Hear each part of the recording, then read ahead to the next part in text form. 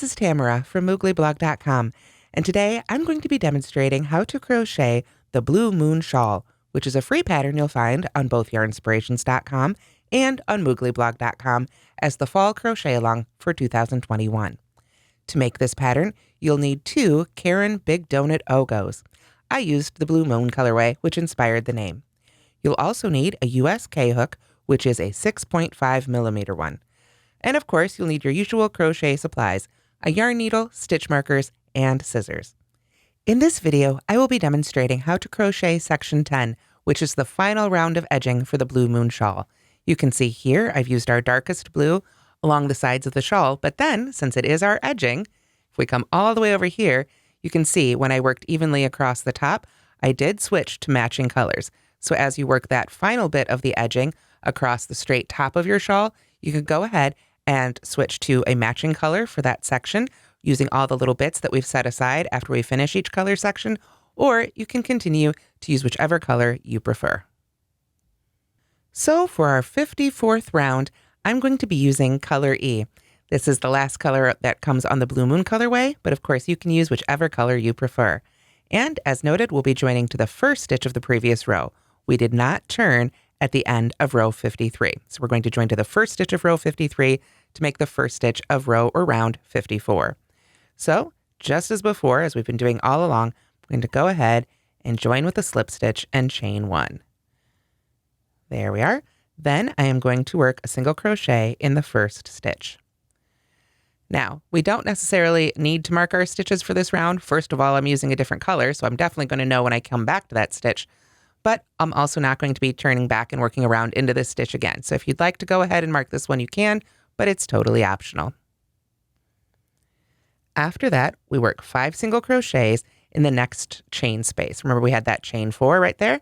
So we're going to work 5 single crochets right in that chain space. Don't have to work into any of those particular chains, just right into this space here. So there's 4 and 5. There we are. And with that, we can begin the section that starts with the asterisk in the written pattern. We skip 2 single crochets and 5 single crochets in the next chain space, and repeat that until we get to the single crochet before the marked chain space. So basically, all we need to do, skip those 2 and work 5 single crochets in the next chain space. So keep that up until we get to that marked center, and I will see you at the center of row 54. Okay, so basically we work 5 single crochets in each of those chain 4s until we get right up here to our marked chain space. We've got 1 single crochet, and then we've got our marked chain space. So we're going to skip over that single crochet, and then in the marked chain space, we're going to work 2 single crochets, 1, 2, then chain 2, and then 2 more single crochets back in here. Now, normally we would have marked that chain 2, but this is the last round, so we don't need to worry about finding that center again. So we just go right back in that same chain space there for 2 more single crochets, and that is it for the center. Then we simply work our way back up the same way that we worked our way down. 5 single crochets in each chain 4 space until you get to the end, and I'll see you there. Okay, so as we come across here for the second side for our final round, we've got our 5 single crochets in each of those chain 4 spaces, and then we finish up with a single crochet in that very last stitch from the previous row. So I'm going to go ahead and get that stitch marker on out of the way. And before, we would have gone ahead and broken our yarn here and switched to the next section. But we're going to stay in this section, but we are going to go ahead and break off our yarn here. Unless, of course, you want to keep going with the same color for your top edge. That is up to you. But I'm going to go ahead and break it now because I'm going to be switching, and it's a little easier to go ahead and get that out of the way.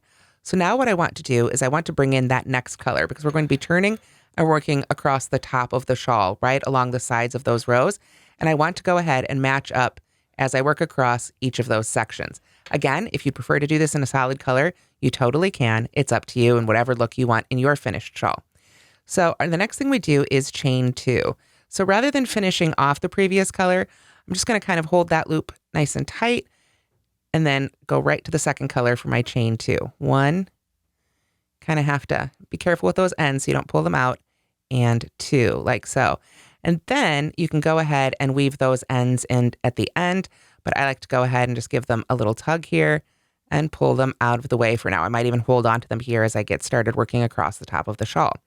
So now what I want to do is just work evenly across the top of the shawl. There's not a specific number of stitches we need or anything like this. It's just a pretty border edging. So whatever you like. But what I like to do is as I start working across the top here, I will do a single crochet and then chain one before I find where I want to put that next single crochet.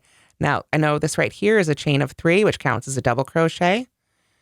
So I'll put a stitch in there and then chain one and then a second stitch in there, because on the side of a double crochet, I usually like to work 2 single crochets. But by working these chain ones in between each of these stitches, and you can see here, I've come to the last stitch in the side of this color. So at this point now, with these 2 loops pulled up, I would switch to the next color. But by putting those chain ones in between, it gives you a little bit more leeway. And it also creates a really nice, I don't want to say a frilly edge, but a little bit more interest. It's not completely straight. It's got some movement, some very intentional movement. But like I say, it makes this edge just a little bit more forgiving. Just a better look, I find, overall. If you prefer not to do the chain one in between your single crochets and just work it straight across, you can do that. But I really like the way the chain one edging for this adds a little bit more flexibility. But like I say, if we're going to keep changing colors, then it's time right here to change to this next color. So this right here with these 2 loops left on my hook is where I would bring up the remainder of that next color, the little bits and bobs left over as we made each section, and then finish that stitch with the next color there. There we are. Then I would chain one, pull these ends back a little bit, and then start working into the sides of these rows with the matching color. Single crochet, chain one, single crochet, chain one, all the way across, switching colors as you go. And of course, as you finish each section, you can go ahead and cut that yarn off so you don't have to have more things attached all at once. You can have 1, maximum 2 yarns attached at a time. Makes it a little bit easier to work your way across, but you basically just want to work evenly across the top of the shawl until you've reached the end, and then you can join to that first stitch of color E, and you're all set for your Blue Moon Shawl. So after you've woven in all the ends for your Blue Moon Shawl, it is a good idea to go ahead and block this one. You can do this a couple of different ways. You can get it wet and then lay it out flat to dry, the same way you would a fine sweater. You could use pins to pin it out and give it a little bit more shape if you like, or you can pin it out, give it a squirt with a spray bottle, then it doesn't get as soaked, or you could even use a steamer. Just be careful, since this is acrylic yarn, that you don't actually melt the yarn. It's great to relax it a little bit, but we don't want to turn it into a solid melty chunk. So whichever blocking method you choose, this shawl will benefit from it, and I think all of those would work really beautifully. But here you can see that finished edge where I've switched colors all along, making sure to put those chain ones in between, and I think it gave it a really lovely edge. But again, you can edge it up however you'd like for your own custom shawl. And that's the final section of the Blue Moon Shawl. Thanks so much for following along with this beautiful shawl pattern, and I hope you've enjoyed making it. Be sure to try out more Caron Big Donut Ogo. They come in a variety of beautiful colors, and thanks so much for watching. Don't forget to like and subscribe.